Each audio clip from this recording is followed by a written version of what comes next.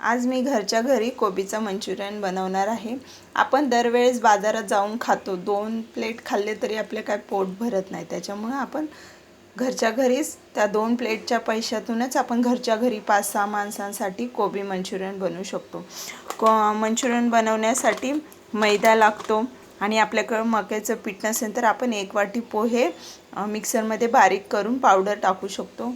हा 10-15 रुपयाचा कोबी आहे।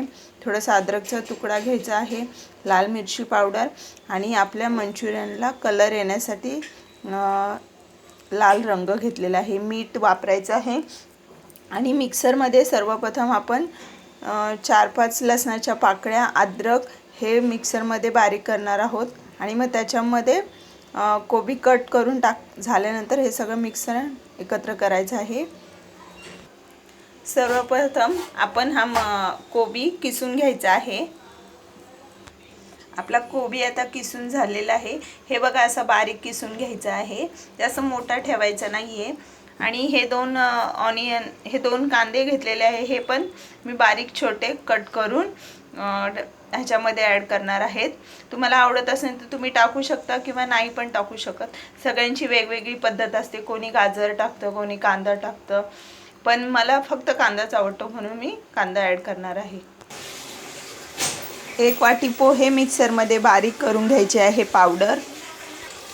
आपण ही पोहेची पावडर पण करून घेतलेली आहे, थोडीशी रव्यासारखी असली तरी पण चालते। 1 चम्मच लाल मिरची पावडर ॲड करायची आहे आणि मैदा टाकायचा आहे। मैदा थोडा चाळून घ्यायचा आहे आणि आपल्या ह्या मिश्रणामध्ये बिलकुल हे टाकायचं नाही, पाणी टाकायचं नाही। आता 1 चम्मच आपण मीठ पण ॲड करणार आहोत। आता आपण 1 चम्मच मीठ टाकणार आहोत। जेवढा आपला मैदा वाढेल तेवढं थोडं मिठाचं प्रमाण वाढवायचं आहे।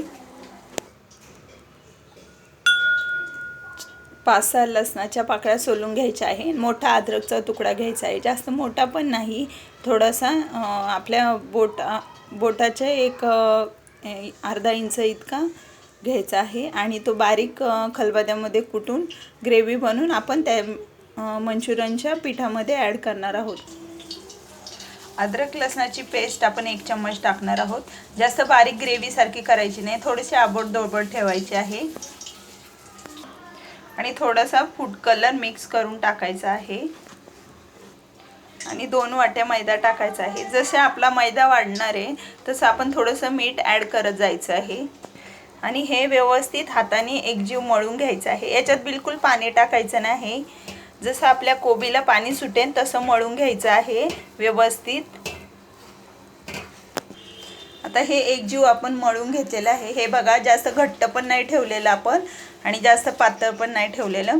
ह्याला जरा 1 मिनिटासाठी कपडा टाकून मुरत ठेवायचं आहे आणि हे असे छोटे छोटे बॉल करून घ्यायचे आहे आणि आपण हे तेलामध्ये फ्राय करणार आहोत। जास्त आपण पाणी नाही टाकलं, त्याच्यामुळे बघा कसं व्यवस्थित आपल्या हाताला पण चिपकत नाही आहे, व्यवस्थित बॉल बनत आहेत, न पाणी लावता न तेल लावता। हे बघा असे सगळे बॉल करून घ्यायचे आहे। तेल चांगलं मस्त उकळल्यानंतर मीडियम गॅसवरती फ्राय करून घ्यायचे आहे।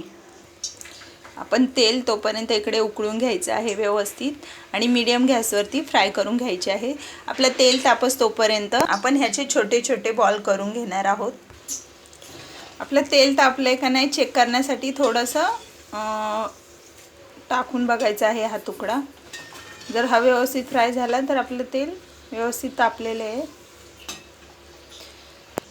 आता आपलं तेल तापलेलं आहे। आता आपण हे मंचुरियन असे हाताने सोडायचे आहे। तुम्ही असे छोटे बॉल करून पण सोडू शकता आणि मंद आचेवरती फ्राय करून घ्यायचे आहे।